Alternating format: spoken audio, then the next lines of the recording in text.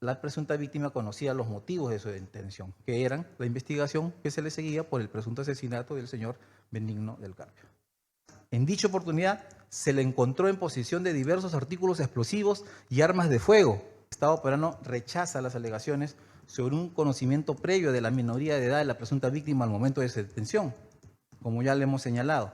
Tal circunstancia fue comunicada por su defensa legal recién el 2 de febrero del año 81, sin que se acompañe prueba idónea que lo sustentara. Las autoridades actuaron dentro de los estándares del debido proceso.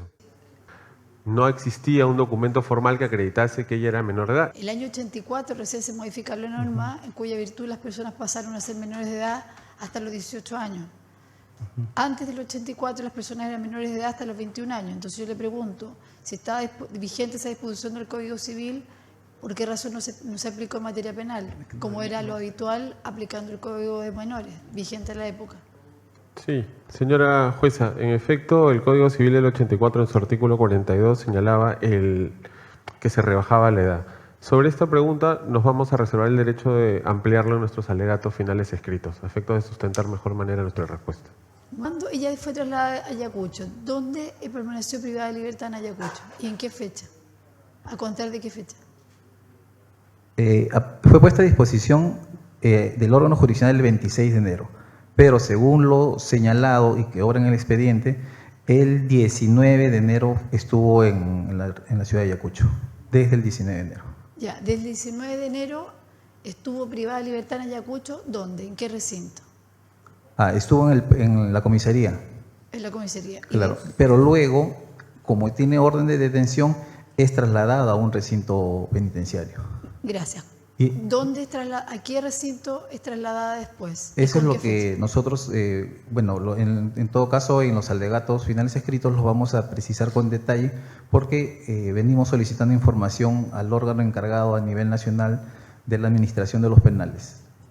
Pero entonces fue trasladado, bueno, usted no sabe el nombre del penal, pero estaba en un penal para personas adultas. Claro, porque todavía no se había determinado su minoría de edad. Ya. ¿Cuánto tiempo permaneció privada de libertad en un lugar para personas adultas? Hasta el mes de mayo, aproximadamente 4 o 5 meses. Ya, correcto. ¿Y qué pasó con esa causa ante el juzgado de menores? Sí, finalmente no tuvo relevancia jurídica y se determinó que no había responsabilidad. ¿Pero de qué forma terminó? No, a través de un pronunciamiento del órgano jurisdiccional, pero de familia, no del órgano jurisdiccional. ¿Qué sucede? Este proceso se siguió contra más de 35 personas, donde habían otros menores de edad también implicados. Y también se ordenaron pericias con relación a ellos. Y se ordenaron, en otros casos también, el debate pericial por cada uno de los investigados que también igualito fueron siendo liberados. En el mes de febrero, donde se dice que se trata de una persona de 17 años. Escuchamos con mucha atención que hay otra pericia más que dice que la persona tenía 18 años, pero por lo menos hay indicios de que quizás la persona tenía menos de 18 años. Lo que no se entiende es por qué una persona, no tenemos todavía la orden de detención, está detenida 5 meses y existe la posibilidad clara de que la persona sea menor de edad. Pero estuvo 5 meses detenido. Se dice, apenas se hizo la determinación de que tenía menos de 18 años, se la liberó. Pero al mismo tiempo, de una forma muy contundente, se dijo que ella probablemente era responsable de haber perpetrado un crimen. Entonces ahí hay un cierto grado de incongruencia. Entonces la pregunta es, esto no es el objeto del presente caso, no es el objeto del caso, pero tiene que ver con la legalidad de la detención. ¿Ella fue formalmente acusada y juzgada por la comisión de un crimen? Yo entiendo que no. Después de ser liberada, entonces, ¿por qué estuvo detenida 5 meses?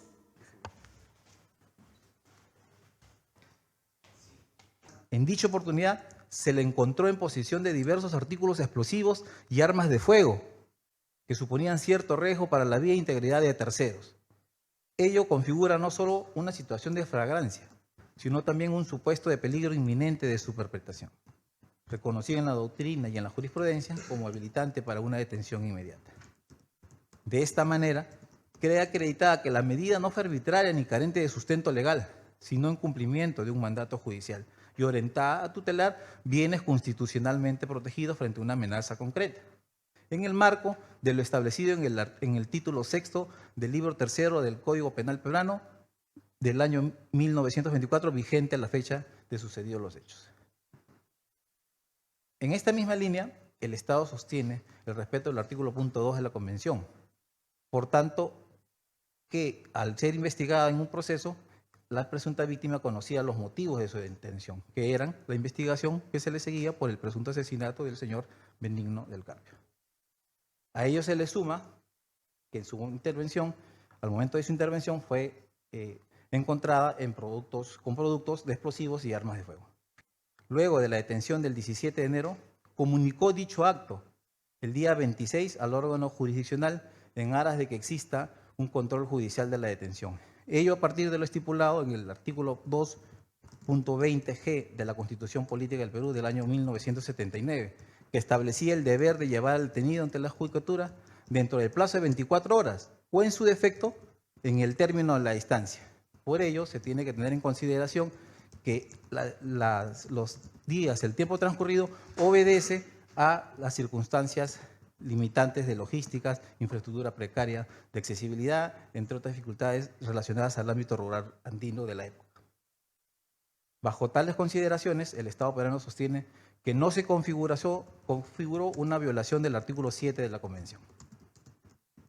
Sobre el artículo 19, el Estado peruano rechaza las alegaciones sobre un conocimiento previo de la minoría de edad de la presunta víctima al momento de su detención, como ya le hemos señalado. Tal circunstancia fue comunicada por su defensa legal recién el 2 de febrero del año 81, sin que se acompañe prueba idónea que lo sustentara. Ante ello, y en aplicación del principio del impulso de oficio y el cumplimiento de verificación de su deber de los órganos jurisdiccionales, se dispuso la práctica de una pericia para determinar su edad cronológica. Inmediatamente, el órgano jurisdiccional solicitó a dos entidades que practique una pericia traumatológica, sexológica y odontológica, a fin de conocer su edad real. Tras el correspondiente debate pericial, como lo hemos señalado, se determinó finalmente el 22 de mayo su minoría de edad y, por tanto, como se volvió a repetir, ese mismo día se cortó la secuela del proceso contra ella. Y, por tanto, se ordenó su libertad, al conocer en ese acto que era menor de edad recién por parte del Estado. Las autoridades actuaron dentro de los estándares del debido proceso. A contar del el 17 de enero se materializa esta detención y ella fue trasladada ¿a dónde? Producida su detención, el Estado desconoce la alegación de la minoría de edad hasta que su abogado defensor la comunica. Un momento, por favor, doctor. Justamente eso es lo que le quiero preguntar. Cuando una persona imputada a un delito es detenida, en ese tiempo, ¿cómo era que se generaba la certidumbre o el dato sobre la identificación? Es decir, porque hay registros, hay elementos oficiales, es decir, o me va a decir que solamente las personas se identificaban en función de lo que ellas mismas decían o lo que decían los abogados, para entenderlo bien. Sí, es correcta su apreciación. Concretamente, estamos hablando de parámetros del año 81 en una población rural en el Perú. No existían registros de documento de identidad como ahora existen. Entonces se presumía en principio que si se detenía una persona que portaban o se le encontraba en su domicilio armas, tendrían que ser investigadas. No existían los parámetros que ahora existen en el Perú, por eso es que se hace el debate pericial y ahí recién se determina. No existía un documento formal que acreditase que ella era menor de edad y, como ya hemos repetido, es a partir de que su abogado defensor señala que es menor de edad que se hacen estas diligencias.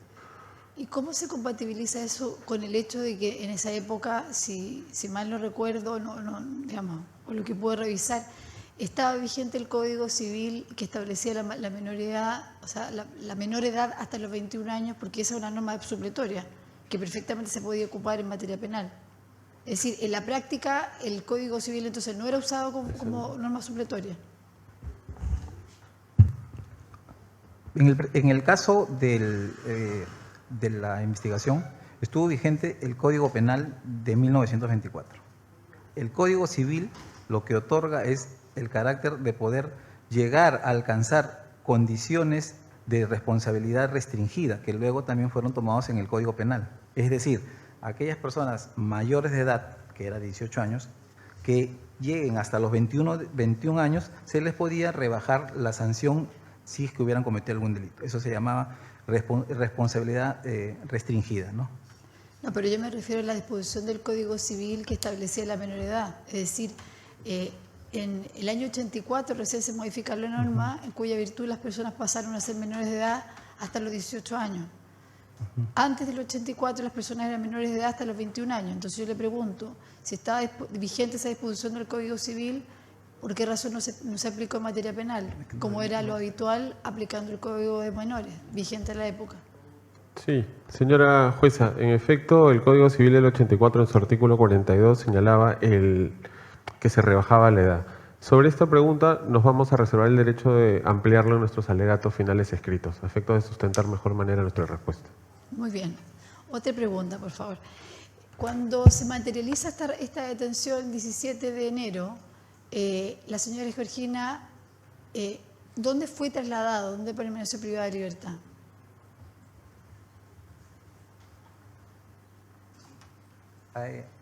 Se ha señalado, y la comisión lo ha tomado como cierto, que el 17 de enero se produce la detención de la señora Georgina en su domicilio. Y luego de lo cual fue puesta a disposición de la comisaría de Vilcabamba para posteriormente ser trasladada a la ciudad de Ayacucho. Muy donde bien. fue Entonces, puesta en Ayacucho, ¿entre qué fechas estuvo detenida en Ayacucho? ¿Y dónde? Desde el 17 de enero se produce la detención hasta el 26 de enero que se pone a disposición del órgano jurisdiccional, y posteriormente esa detención hasta el momento de su liberación, digamos, nosotros hemos solicitado al Instituto Nacional Penitenciario la hoja penológica de los ingresos que pudiera registrar. Pero disculpe, es que no le escucho bien, hay un problema con el audio. ¿Cuándo ella fue trasladada a Ayacucho? ¿Dónde permaneció privada de libertad en Ayacucho? ¿Y en qué fecha? ¿A contar de qué fecha? Fue puesta a disposición del órgano jurisdiccional el 26 de enero, pero según lo señalado y que obra en el expediente, el 19 de enero estuvo en la ciudad de Ayacucho, desde el 19 de enero. Ya, desde el 19 de enero estuvo privada de libertad en Ayacucho, ¿dónde? ¿En qué recinto? Estuvo en la comisaría. En la comisaría. Claro, pero luego, como tiene orden de detención, es trasladada a un recinto penitenciario. Gracias. Y ¿A qué recinto es trasladada después? eso es ¿Con lo qué que fecha? nosotros, en todo caso, en los alegatos finales escritos los vamos a precisar con detalle, porque venimos solicitando información al órgano encargado a nivel nacional de la administración de los penales. Pero entonces fue trasladado, bueno, usted no sabe el nombre del penal, pero estaba en un penal para personas adultas. Claro, porque todavía no se había determinado su minoría de edad. Ya. ¿Cuánto tiempo permaneció privada de libertad en un lugar para personas adultas? Hasta el mes de mayo, aproximadamente 4 o 5 meses. ¿Y cuándo se esclareció, según lo que han planteado ustedes, el tema de la minoría de edad?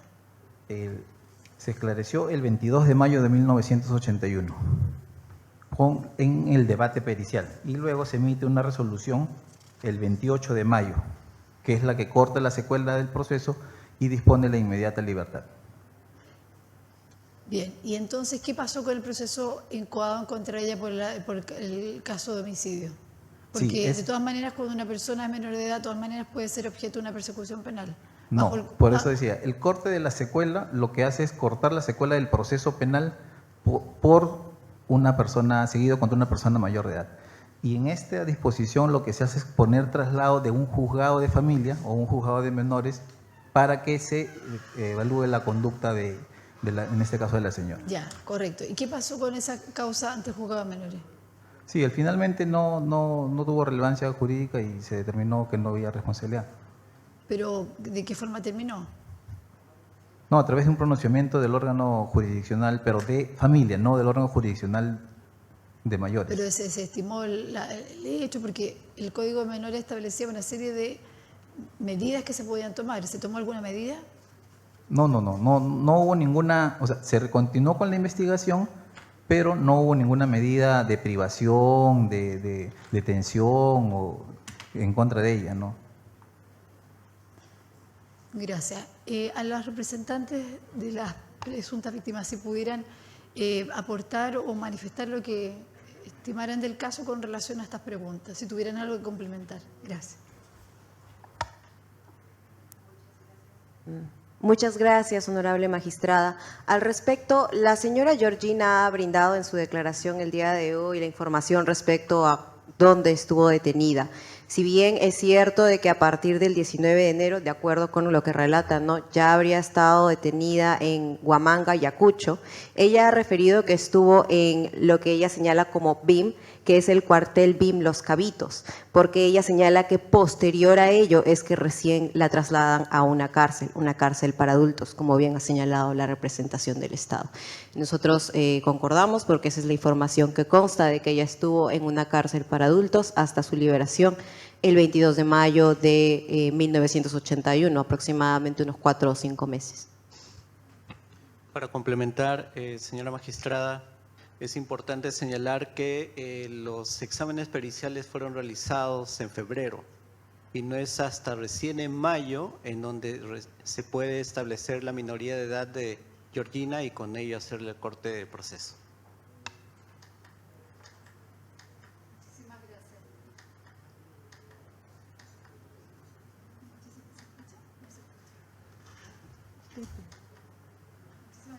Representantes del Estado, si tuvieran algo que señalar con relación a esa información, si las pericias estaban hechas en febrero efectivamente.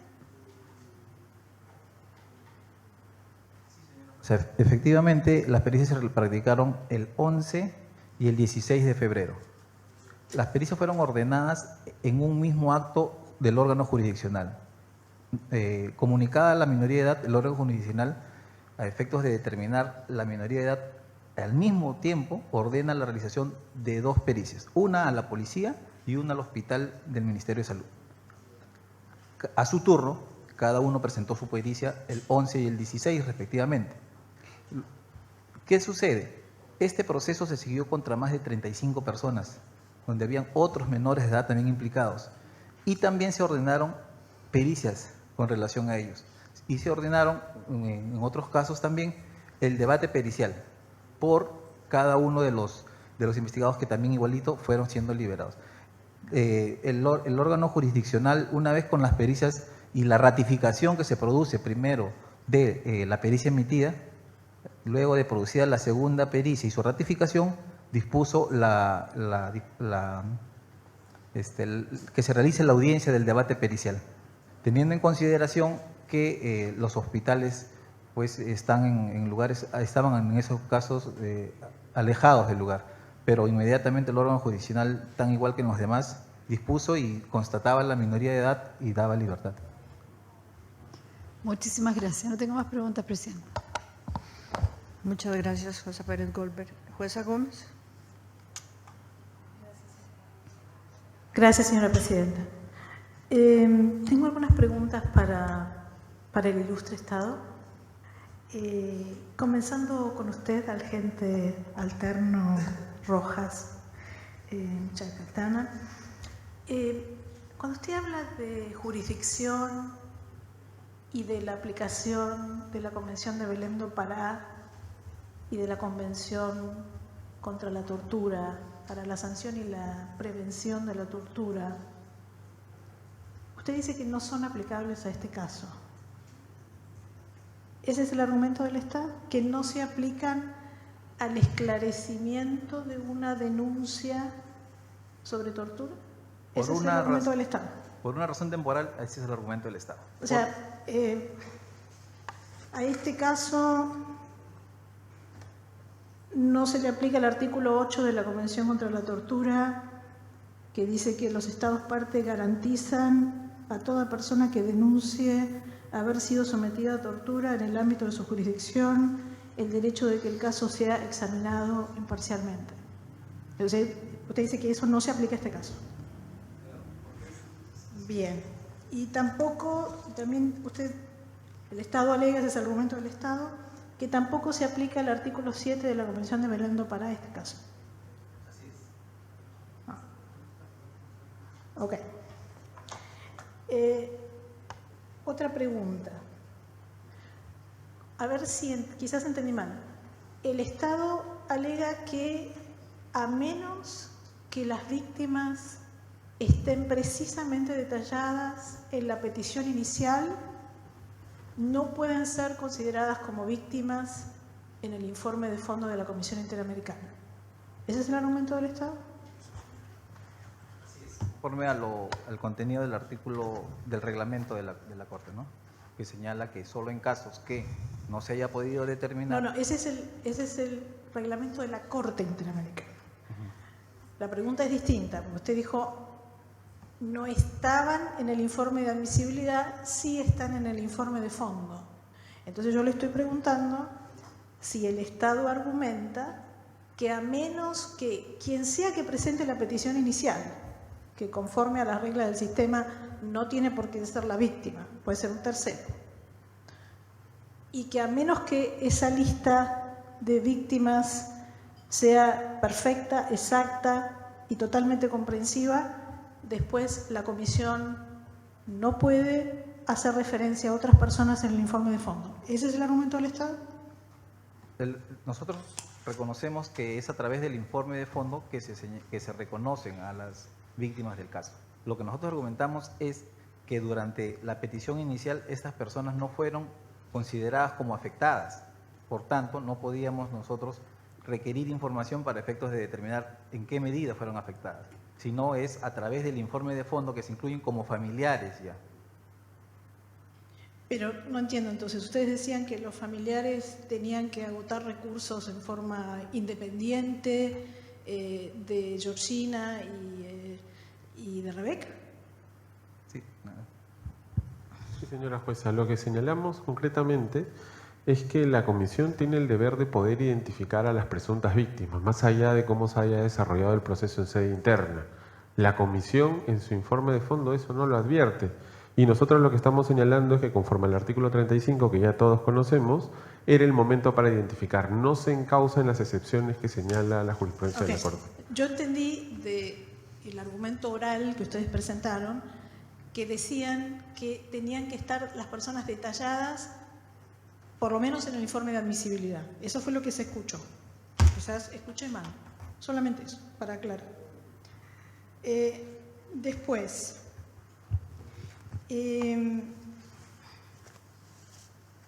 escuché con mucha atención las preguntas que se le hicieron con relación a la determinación de la edad de Georgina al momento de la detención. Creo que se habló aquí de una orden de detención de ella. Esa orden de detención no está en el expediente de la Corte y entonces nos gustaría entender si existía verdaderamente una orden de detención, porque conforme al expediente interamericano, el primer registro de la detención es del 26 de enero de 1981. Es la primera vez que hay un registro escrito de la detención en el expediente. Sería muy importante para nosotros, para comprender la legalidad de la detención, contar con una copia de la orden de detención, más allá de la resolución 1, a la cual se ha hecho referencia aquí, en la cual se le pide a la policía que detenga a todas las personas posiblemente responsables del asesinato de un particular, de un hacendado. Entonces, para comprender la legalidad de la detención, sería bueno tener la orden de detención en la cual conste el nombre de Georgina, porque no está en el expediente. Bien. Conforme, señora jueza. Muchas gracias. Una cuestión con relación al debate que recién se ha tenido, muy buenas preguntas de la jueza Pérez Goldberg, muy pertinentes, sobre el tema de la determinación de la edad de la persona detenida. El Estado alegó que había habido un debate procesal sobre la edad de la persona. un debate procesal que duró 4 meses, porque aparentemente hay una primera pericia en el mes de febrero donde se dice que se trata de una persona de 17 años. Escuchamos con mucha atención que hay otra pericia más que dice que la persona tenía 18 años, pero por lo menos hay indicios de que quizás la persona tenía menos de 18 años. Yo ni le estaba usando.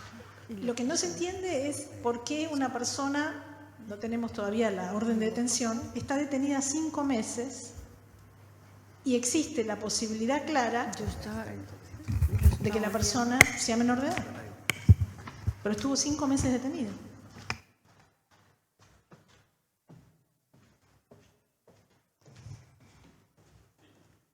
En efecto, lo que hemos señalado, de repente, señora jueza, no he entendido bien la pregunta, entiendo que es una opinión. Usted me ha dicho, ¿cómo es posible que pueda estar 5 meses detenida? No, la pregunta es, ustedes hablaron de que se resolvió un debate pericial sobre la edad en el mes de mayo. Sí. Pero había un debate pericial porque ya existía una pericia que indicaba que ella tenía 17 años. Y también una que decía que tenía En realidad 18. tenía 16. ¿Okay? Dice Pero, aproximadamente 17 años, lo que dice bien, la pericia. entonces el Estado tenía información de que una persona bajo su custodia probablemente tenía menos de 18 años y sin embargo estaba en un centro de detención para adultos. Lo otro es que no queda claro del relato del Estado en el alegato. Se dice, apenas se hizo la determinación de que tenía menos de 18 años, se la liberó. Pero al mismo tiempo, de una forma muy contundente, se dijo que ella probablemente era responsable de haber perpetrado un crimen. Entonces ahí hay un cierto grado de incongruencia. Entonces la pregunta es, esto no es el objeto del presente caso, no es el objeto del caso, pero tiene que ver con la legalidad de la detención. ¿Ella fue formalmente acusada y juzgada por la comisión de un crimen? Yo entiendo que no. Después de ser liberada, entonces, ¿por qué estuvo detenida 5 meses?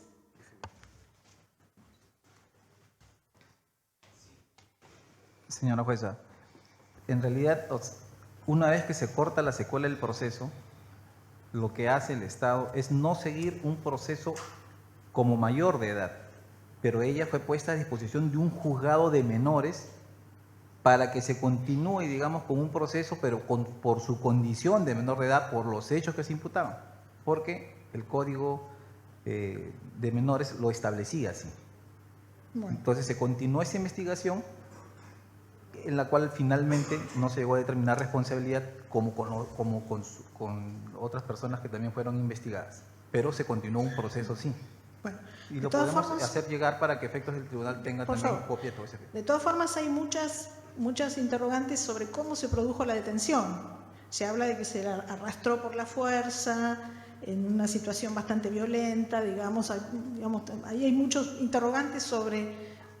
Ustedes hablan de la legalidad de la detención, pero bueno, no tenemos los papeles, pero también se hicieron alegatos aquí sobre la forma en la cual se llevó a cabo la detención. Bueno. Y después la situación en la cual quedaron los hermanos menores, también, de Georgina en ese momento. Otra pregunta, que resultó un poco preocupante, tiene que ver con lo que el Estado alega como contradicciones en la narración de los hechos. Y esta es una pregunta que tengo también con relación a la carga de la prueba. Se dijo que, de alguna forma, la investigación de los hechos con base a la denuncia había fracasado porque el testimonio de la víctima era inconsistente, que primero dijo que le habían atacado 3 personas, después 5, después 7, etc. Ahora, también se alegó que el testimonio de la víctima no era suficiente para la determinación de que se había producido un acto de tortura. Ahora, la pregunta para ustedes es, estamos hablando de una persona que estaba bajo el control absoluto del Estado, bajo la custodia del Estado. El Estado tenía control sobre qué visitas recibía. Recibió la visita de una prima en algún momento que le trajo medicamentos, ropa, etcétera, que la encontró sangrando. 2 semanas después, el Estado no ha desvirtuado esa alegación. Entonces, ¿cómo les parece a ustedes que funciona la carga de la prueba en este caso? Porque la argumentación del Estado estaba basada en que el testimonio es inconsistente, pero estamos frente a un caso en el cual el Estado tiene control total sobre quién estuvo en contacto con la víctima. Preguntas, voy a comenzar por la primera, en la cual se señala básicamente las principales contradicciones que se habrían dado en la narración de los hechos. Esa fue la primera pregunta, voy a abocarme en esa y después termino con la segunda de la carga de la prueba. En principio hubieron contradicciones, esto lo hemos señalado, fundamentalmente en el número y participación de agresores, que usted ha señalado, señora jueza. También hubieron contradicciones en el lugar y circunstancias de la agresión. Se han descrito espacios diferentes, se ha señalado que en un primer lugar podría haber sido en el calabozo, en la comisaría, en su domicilio. Eso está en el expediente, igual lo vamos a profundizar en los alegatos. También el tema de la secuencia temporal. En algunas declaraciones se señalaron que los hechos ocurrieron inmediatamente después de su detención, en otras después de varios días.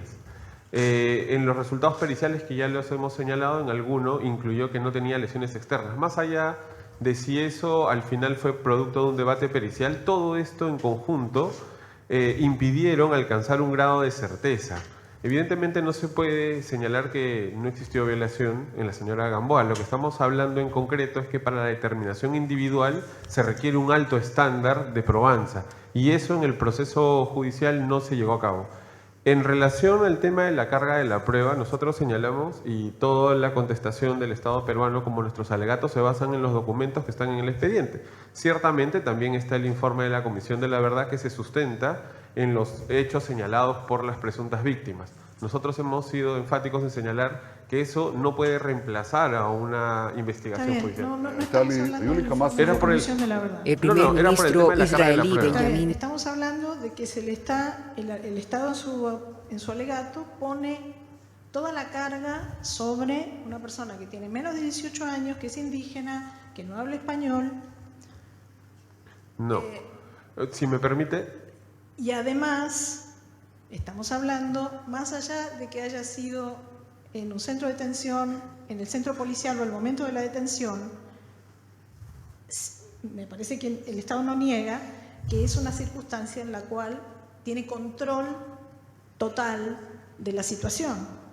Y el efecto, que es el embarazo, las lesiones y el embarazo, es parte del expediente. Claro. Entonces, ¿cómo puede ser que por un lado estén las inconsistencias y por el otro lado esté el efecto? Sí, lo que pasa es que partimos un hecho concreto. No solamente las declaraciones de la presunta víctima son las que han sido tomadas en cuenta en los procesos. Durante el proceso del 80 y del 2005 hubieron más o menos 60 actuados. Entonces, todo esto fue valorado en su momento por el órgano jurisdiccional.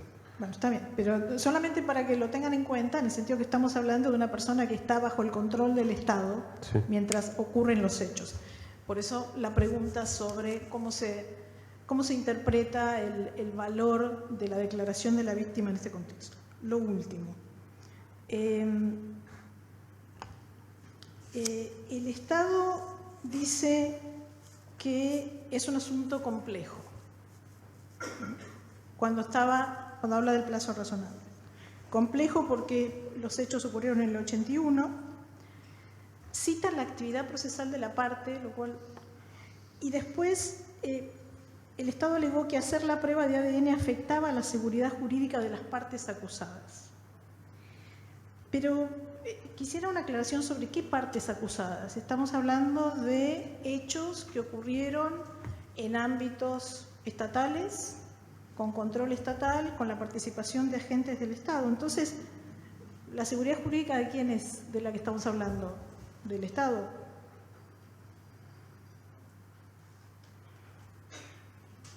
La seguridad jurídica no del Estado, sino de los que fueron acusados justamente por el tema de la...